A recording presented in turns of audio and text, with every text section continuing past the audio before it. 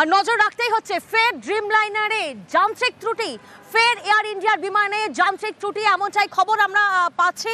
আমরা জানি যে আহমেদাবাদ বিমান বিপর্যয়ের এই যে দুর্ঘটনা, সেই রেশ এখনো পর্যন্ত কাটেনি এবং সেই রেশ কাটতে না কাটতে ফের একবার যে খবর সামনে আসছে এয়ার ইন্ডিয়ার বিমানে যান্ত্রিক ত্রুটি।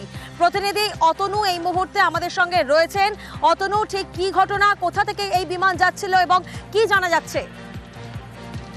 প্রিয়াঙ্কা, হংকং থেকে দিল্লি আসছিল এই বিমান, এয়ার ইন্ডিয়ার AI315 বোয়িং 7878 ড্রিমলাইনার।